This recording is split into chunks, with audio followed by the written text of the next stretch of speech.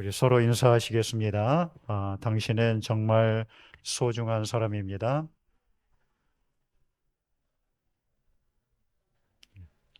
이제 그냥 말뿐만 소중한 게 아니라 정말 소중한 분입니다.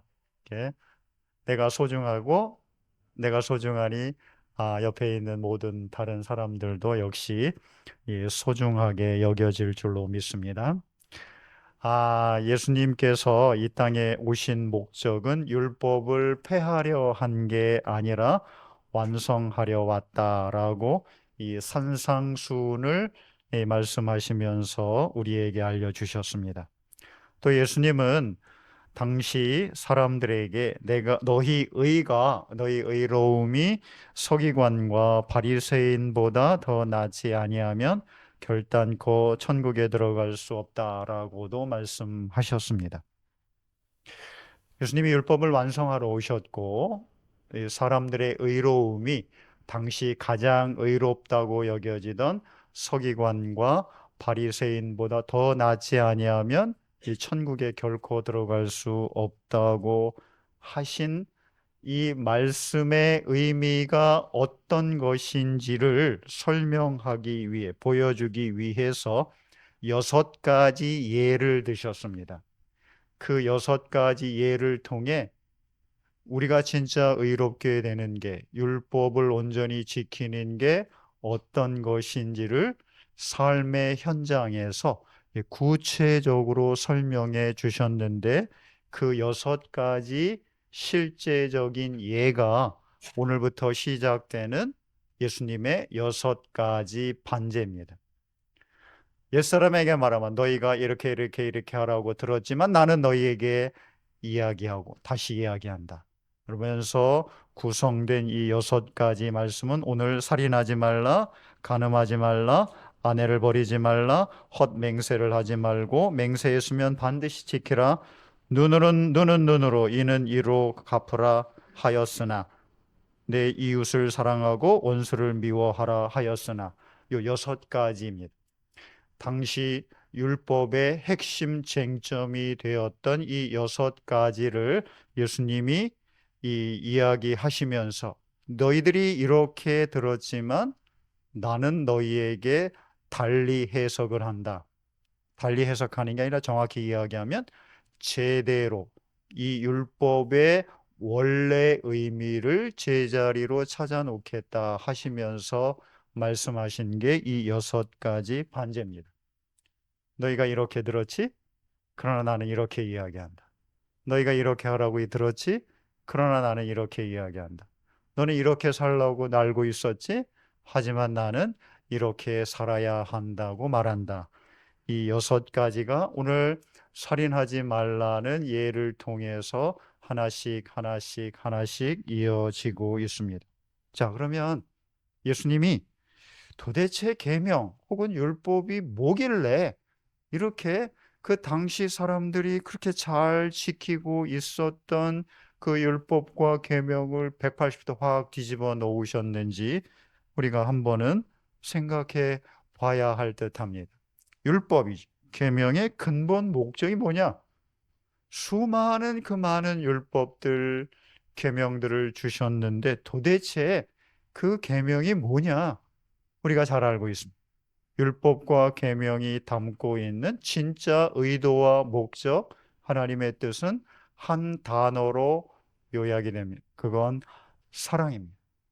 하나님에 대한 사랑과 이웃에 대한 사랑. 이게 하나님께서 자기 백성들에게 주신 모든 율법의 핵심 의도, 뜻입니다. 이 사실을 우리 예수님이 아주 간단하게 요약해 주셨습니다.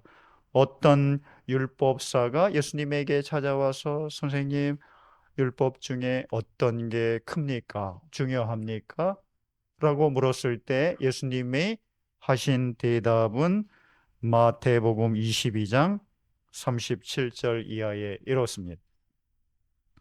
예수께서 이르시되 내 마음을 다하고 목숨을 다하고 뜻을 다하여 주 너의 하나님을 사랑하라 하셨으니 이것이 크고 첫째 되는 계명이요 둘째도 그와 같으니 내 이웃을 내 자신과 같이 사랑하라 하셨으니 이 두 계명이 온 율법과 선지자의 강령이니라.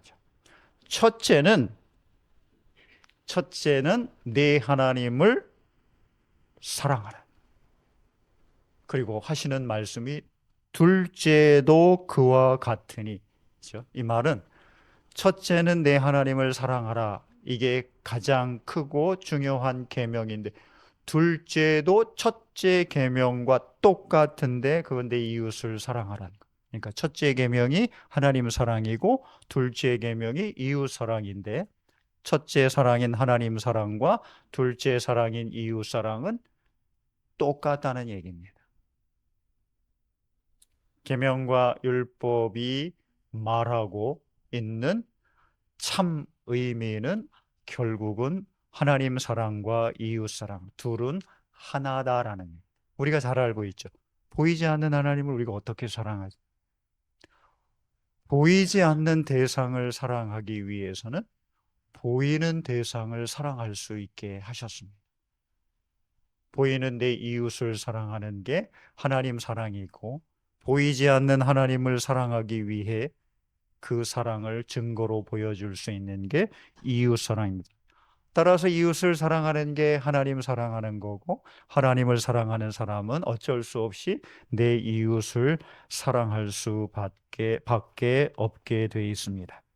자, 율법과 계명은 하나님 사랑과 이웃 사랑, 하나님 사랑과 이웃 사랑, 이 사랑을 우리의 삶의 현실에서 어떻게 실제적이고 또 바르게 삶으로 옮겨낼 수 있는가를 보여주기, 가르쳐주기 위한 삶의 지침입니다. 사랑하라 했으면 내 마음대로 사랑하라. 또 어떻게 사랑해야 할지도 모르고. 그래서 이 사랑이 우리의 삶의 현실에서 어떻게 이루어져야 하는지를 하나하나 구체적으로 이렇게 지침을 내리고 방법을 가르쳐 준 그게 이제 율법이고 계명입니다. 자, 그 6가지 반제 중에 오늘 첫 번째 예수님이 너희 살인하지 말라고 들었지? 라고 말씀하십니다. 하나님은 살인하지 말라는 계명을 분명히 주셨습니다. 살인하지 말라는 이 계명을 당시든 지금이든 거의 모든 사람들이 다 지키고 있습니다. 이 중에 살인하신 분들은 없죠. 그런데 거꾸로 생각하면 우리가 살인하지 않았다고 해서 그 살인하지 말라는 계명 안에 담으신 하나님의 참뜻, 이웃을 내 몸과 같이 사랑하라는 그 계명을 온전히 지켰다고 자부하는 사람은 아무도 없습니다. 그런데 안타깝게도 그 당시 종교 지도자들은 오늘 말씀의 대상이 되었던 서기관과 바리새인들은 그 율법, 살인하지 말라는 그 계명의 조문을 지키면서 자신은 율법, 하나님 계명, 사랑, 내 이웃을 내 몸과 같이 사랑하라는 그 계명을 온전하게 지켰다고 자부하고 당당하게 사람들과 하나님 앞에 서려 했던 사람들입니다. 나는 의롭다는 거죠. 살인하지 않았으니까 살인하지 말라는 계명을 내가 다 지켰지. 그러니 내 하나님 앞에서 떳떳해, 당당해. 내가 언제든 하나님 앞에 나아가서 하나님이 나를 의로운 사람이라고 받아주셔. 이렇게 스스로 생각을 하고 그리고 사람들 앞에도 그렇게 자신은 이 계명을 온전히 지킨 사람으로 이렇게 자랑하고 보여 주었던 사람들. 그들이 오늘 예수님의 1차 비판의 대상이 되었던 종교 지도자들, 서기관, 바리새인들이었습니다. 이런 종교 지도자들, 당시 사람들이 가지고 있었던 율법, 계명에 대한 잘못된 이해, 가지고 있었던 그 의로움들을 예수님이 오늘 말씀을 통해서 이제 다 무너뜨리죠. 다 무너뜨립니다. 어떻게 무너뜨리냐면 이렇게 무너뜨립니다. 21절, 22절. 옛 사람에게 말한 바 살인하지 말라. 누구든지 살인하면 심판을 받게 되리라 하였다는 것을 너희가 들었으나 나는 너희에게 이르노니 형제에게 노하는 자, 분노하는 자마다 살인을 행한 자가 받는 그 심판을 똑같이 받게 되고, 형제를 대하여 라가, 이 라가는 이 멍청이, 바보, 천치라는 뜻입니다. 라가라 하는 자는 공회에 잡혀가게 되고, 미련한 놈이라 하는 자는 지옥불에 들어가게 되리라. 물리적으로 사람을 죽이지 않은 것만 살인인 줄 아냐? 형제에 대하여, 이웃에 대하여 분노하는 것, 욕하는 것, 저주하는 것, 비판하고 비난하는 것, 심지어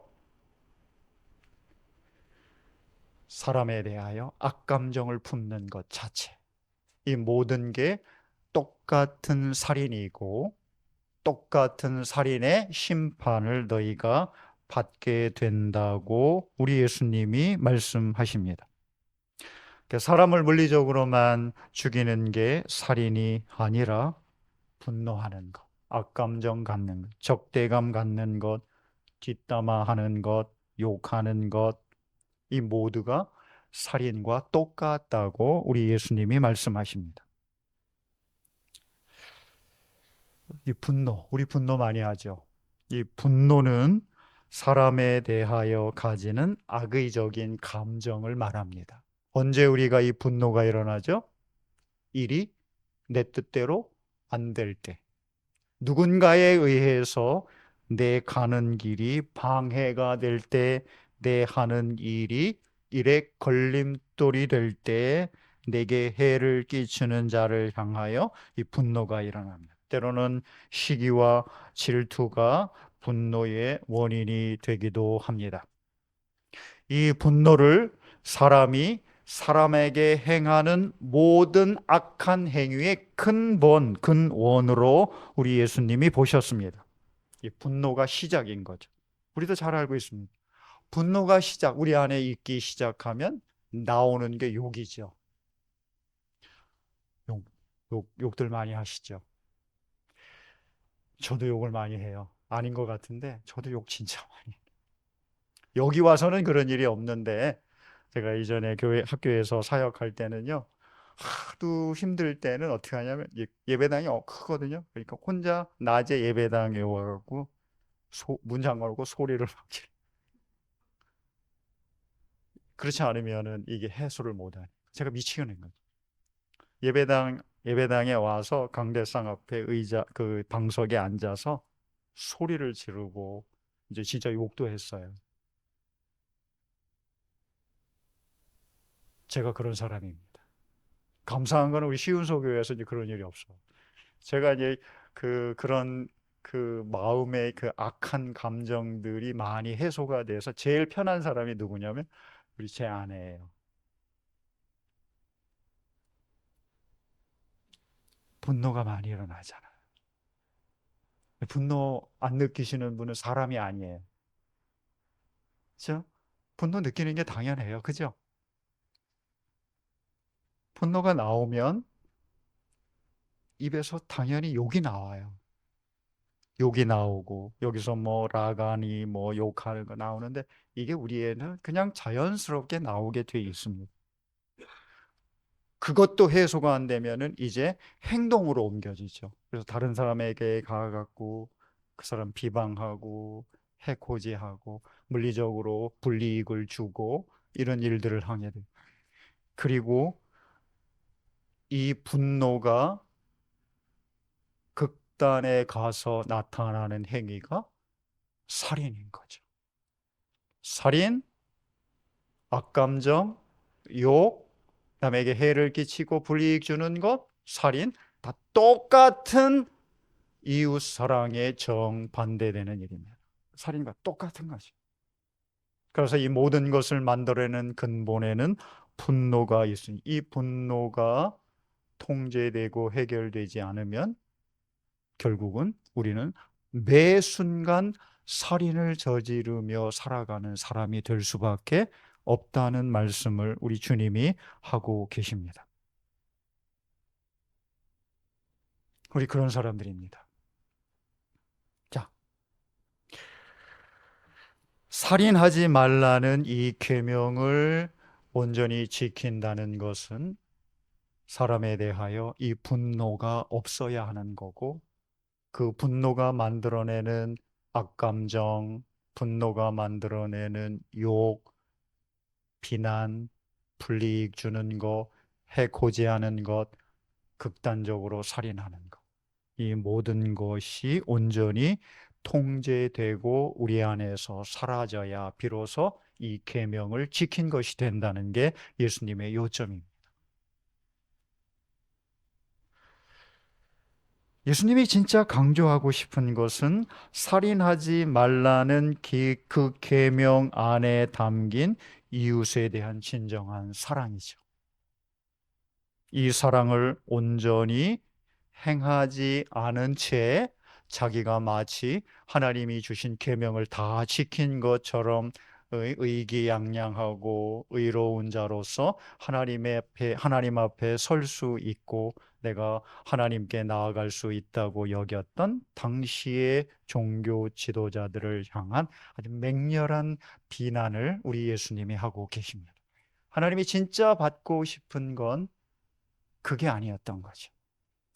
23절, 24절에 보면 하나님이 진짜 받고 싶었던 것은 바로 이 계명 안에 담긴 자기의 참 뜻, 이웃에 대한 사랑. 그 사랑을 하나님이 진짜 받고 싶었던 겁니다. 23절, 24절에 이렇게 이야기하십니다. 그러므로 예물을 제단에 드리려다가 거기서 내 형제에게 원망 들을 만한 일이 있는 것이 생각나거든 예물을 제단 앞에 두고 먼저 가서 형제와 화목하고 그 후에 와서 예물을 드리라 이거죠. 그러니까 예물을 하나님께 드리죠. 제단에 와서 예물을 드립니다. 예물을 드리려다가 아차,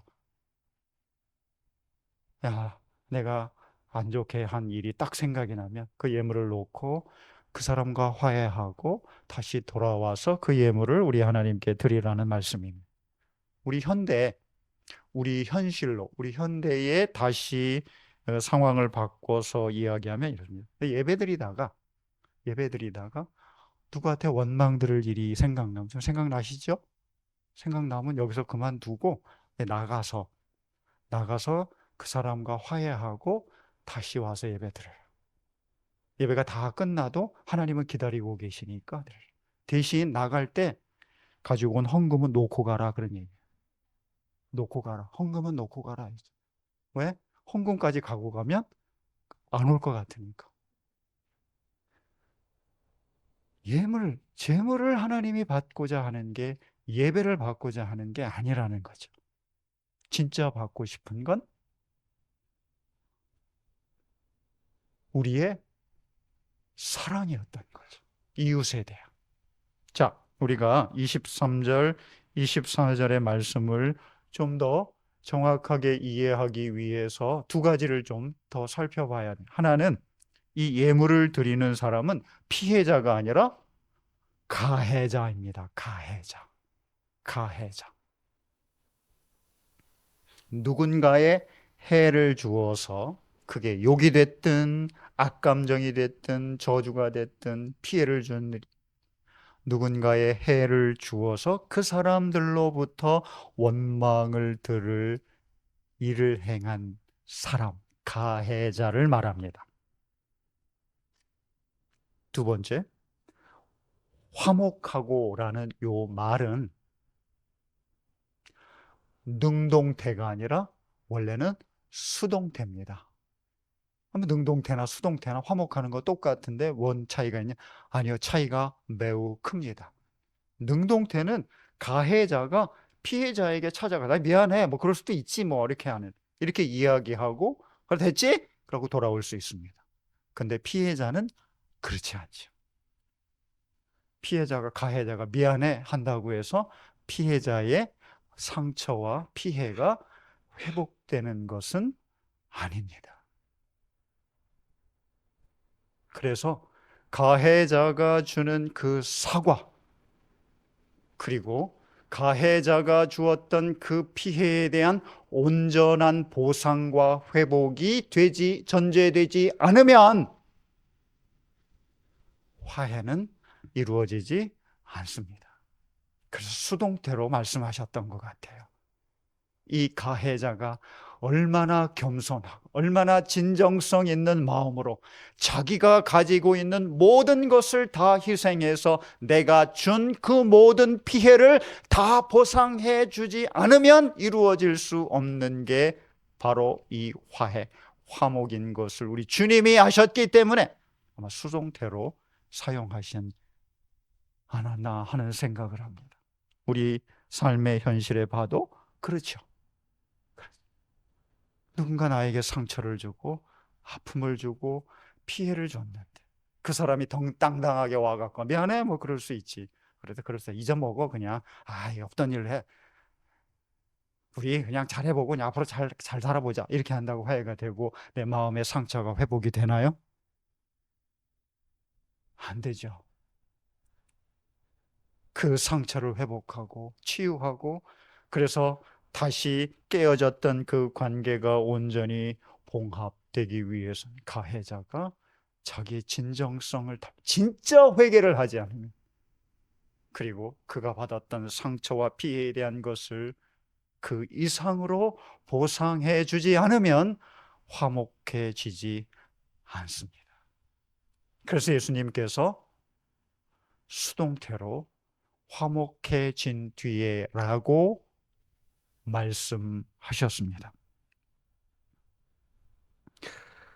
예수님은 모든 사람과 또 온전한 사람과 온전한 회복과 화목이 이루어져야만 비로소 하나님 앞에 나올 수 있는 자격, 의로움을 가질 수 있다는 것을 또 한 번 말씀하십니다. 그게 25절, 26절입니다.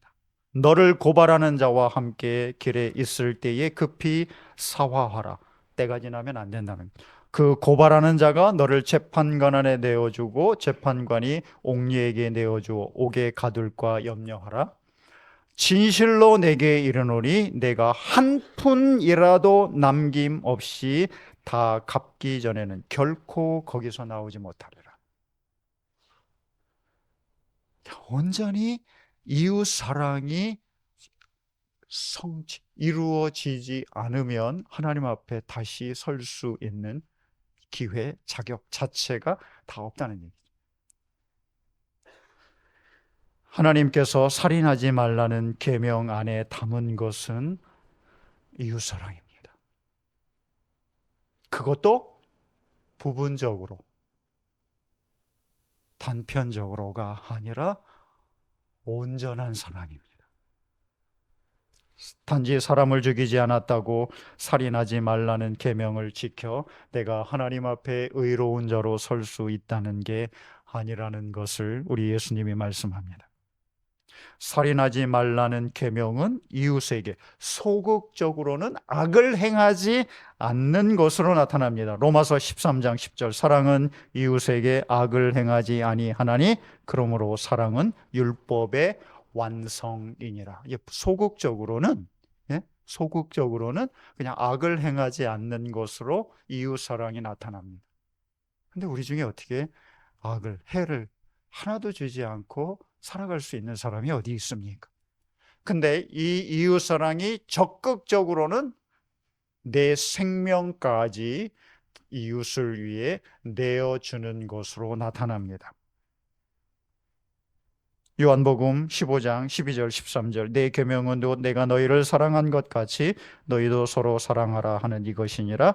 사람이 친구를 위하여 자기 목숨을 버리면 이보다 더 큰 사랑이 없나니. 사랑은 적극적으로 자신의 것을 희생하는 거죠. 버리는 것. 어디까지?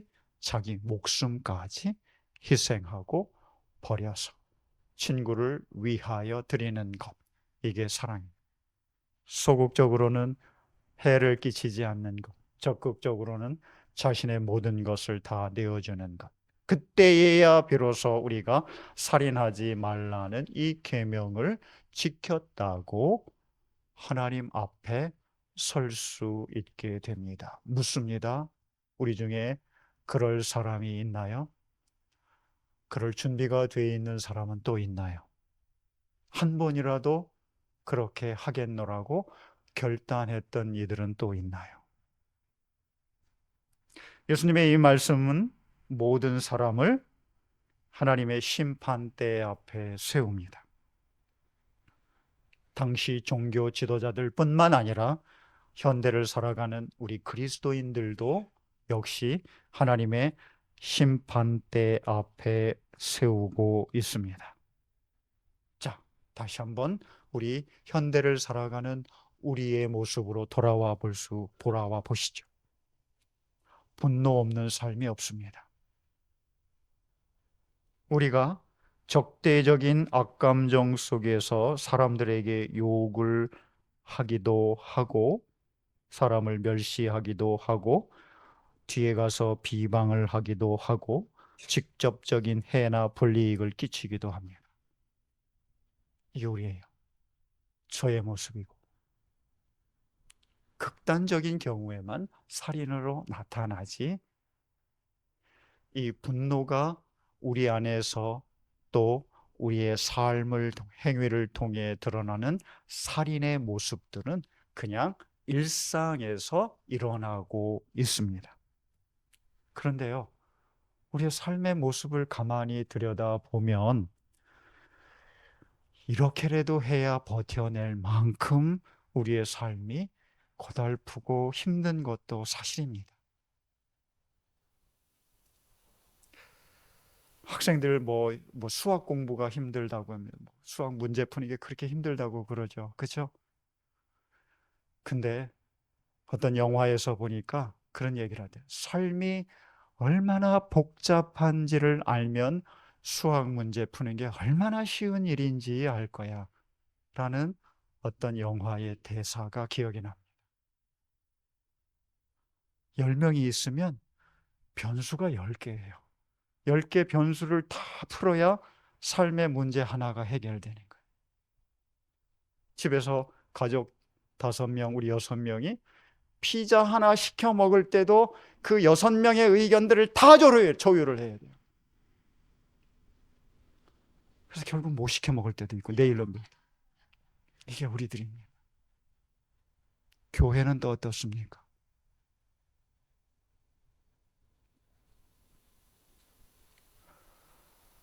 삶의 경쟁이 얼마나 힘들고 어렵습니까? 예? 뭐 하나 내 뜻대로 되지 않는 게 우리의 삶의 현실이죠. 그리고 내 그 뜻 계획을 관철시키고 이루어 가기 위해서 얼마나 많은 사람들을 만나고 감정 짓누르고 설득하고 안 되면 만나고 마음에도 없는 웃음, 마음에도 없는 말들을 해야 하는지. 이게 우리의 삶이죠. 그 안에서 쌓이고 쌓이는 게 분노입니다. 정당하고 바른데 개인적인 감정, 개인적인 이익 때문에 마땅히 해야 될 일들까지 브레이크를 걸고 막아서는 사람들 앞에 우리가 분노를 안 느낄 수가 없고, 분노하고 욕이라도 해야 우리가 미치지 않을 수 있는 게 우리의 삶의 현실. 그러니까 여러분, 분노해도 괜찮습니다. 못 견디면 욕이라도 하세요. 욕할 데가 없으니까 교회로 오시면 됩니다. 제가 자리 비워드릴게요. 그렇게라도 해야 우리가 버티는 걸 어떡합니까?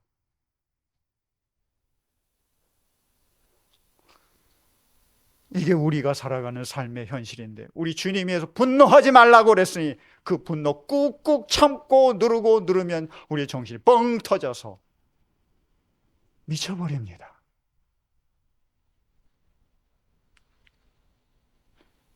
그래, 이 윤리적인 기준으로 잣대를 들이대고 이 삶의 이 끔찍한 삶의 현실을 살아가는 우리에게 분노하면 안 돼, 욕하면 안 돼, 분노하면 안 돼, 욕하면 안 돼 라고 짓누르니 이 기독교가 이렇게 하고 있으니 삶의 그 고달픈 현실 속에서 살아가는 이 현대인들은 교회에 가면 윤리적인 억압 속에서 숨도 제대로 쉬지 못하게 만드는데 가고 싶은 마음이 생기겠습니까? 이게 기독교가 현대사회에서 막혀있는 걸림돌 중에 하나입니다. 우리는 풀어야 돼요. 어떻게 풀어요? 어떻게 기독교가 이런 사회 현실을 살아가는 이 현대인들에게 답을 줄 수 있는지, 어떤 답을 주는지 이제 우리가 고민해야 되는 거죠. 윤리적인 기준 없이 막 살라는 얘기가 아닙니다. 오늘 우리 주님이 하시는 요점은 너희들이 의로움으로는 결코 하나님 앞에 설 수 없고 천국에 들어갈 수 없다는 이야기를 하시는 겁니다. 우리의 의로움으로, 우리의 윤리적 완벽함으로 하나님 앞에 의롭다 칭함을 받을 수 없고 천국에 들어갈 수 없는데, 그 불가능한 일을 가능한 것처럼 계속 짓누르고 강요하고 그것을 해야만 된다고 이야기하는 이 현실은 우리 예수님이 그게 아니다. 뭐냐? 우리의 진정한 의로움은 우리의 윤리적인 삶으로 이루어지는 게 아니라 내가 그 율법을 완성하러 왔고 너희들이 할 수 없는 그 천국에 들어가는 의로움이 내가 너희들을 대신해 이루었다는 예수님을 우리에게 주시기 위함입니다. 고린도전서 1장 30절에 너희는 하나님으로부터 나서 그리스도 예수 안에 있고 예수는 하나님으로부터 나와서 우리에게 지혜와 의로움과 거룩함과 구원함이 되셨으니. 할렐루야. 예수님만 우리의 의로움, 예수님만 우리의 거룩함, 예수님만 우리의 구원함이 되셨다라고 요약해서 말씀하고 있습니다. 이제 순서가 바뀌었습니다. 순서가. 옛 사람들은 내 의로움으로 내가 하찮은 율법 계명 이 마지막 최소한을 지키면서 하나님 앞에 구원받을 자격이 있다고 내세웠다. 그러면서 수많은 사람들 본인조차도 율법의 굴레 아래서 신음하게 만들었다. 근데 이제는 우리를 대신해 예수님이 우리의 의로움이 되셨고 우리의 거룩함이 되셨고 우리의 구원함이 되셨습니다. 이 자유 안에서 이제 우리가 기쁨 가운데 우리가 이 윤리적인 삶을 시작할 수 있는 겁니다. 시작, 끝이 아니라 시작할 수 있는 겁니다. 우리가 진짜 삶을, 이웃사랑에 대한 삶을 살아갈 수 있는 힘과 시작점은 바로 예수님입니다. 자, 현실적으로 우리 어떻게 해야 되나요? 이제 우리는 어떻게 살아야 되나? 많은 것을 한꺼번에 혹은 온전하게 행하려 하는, 이루려 하는 생각부터 우리가 버렸으면 합니다. 다 할 수 없습니다. 한꺼번에 다 할 수 없고요. 우리는 죽을 때까지, 주님 앞에 설 때까지 조금씩 조금씩 나아져 가는 과정에 있는 사람들입니다. 우리는 결과를 사는 사람들이 아니라 시작점에서 출발해 하나하나 닮아가고 변화해 가는 과정을 살아가는 사람들입니다. 과정을 살아가는 우리에게 결과의 기준을 들이대면서 너희들 이렇게 살지 않으면 안 된다고 할 수는 없습니다. 과정에서 실수도 하고 과정에서 실패도 합니다. 과정에서 무너지고 깨지는 것은 당연하고, 깨지고 무너지며 실패하고 실수하는 과정 속에서 우리는 좀 더 강해지고 온전해지고 주님을 닮아갑니다. 당연한 일입니다. 자연스러운 일이고, 우리가 옆에 있는 이웃들을, 내 가족들을, 우리 같은 성도들을 돌아보면서 부족한 모습, 한계 있는 모습, 깨지는 모습, 실패하는 모습 보고 왜 저래? 이게 아니라 그럴 수 있지. 나도 그랬는데. 당연하지. 자연스러운 일이야. 이렇게 볼 수 있기를 소망합니다. 그때에야 비로소 우리 안에 이루신 그리스도의 의로움과 거룩함이 내 안에서 시작될 수 있으리라 믿습니다. 그리고 그런 마음이 시작된 뒤 이제 과정 속에 있는 우리들이기 때문에 서로의 모습들을 지금 현재, 미래도 아니고 과거도 아니고 지금 현재 우리에게 보여주는 그 모습들을 그냥 그대로 인정하고 받아주고 존중해 줄 수 있기를 바랍니다. 그냥 미래도 말고 과거는 더더욱 지금 그 모습이면 그 모습 그대로, 부족하면 부족한 대로, 좀 더 나아진 모습이면 좋아하고 기뻐하며 그냥 있는 모습 그대로 인정하고 받아. 그 자체가 소중하고 그 자체가 귀하고 그 자체가 아름다운, 그렇게 서로를 돌아보면서 살인하지 말라는 계명을 우리의 마음에서, 우리의 말에서, 우리의 눈빛에서 하나씩 하나씩 이루어가는 저와 여러분 되기를 우리 주 예수 그리스도의 이름으로 축복합니다. 하나님 아버지, 살인하지 말라는 계명을 우리의 구원과 의로움과 거룩함이 되신 예수님 안에서 하나씩 하나씩 소망을 두고 이루어가는 저희들 되게 해 주옵소서.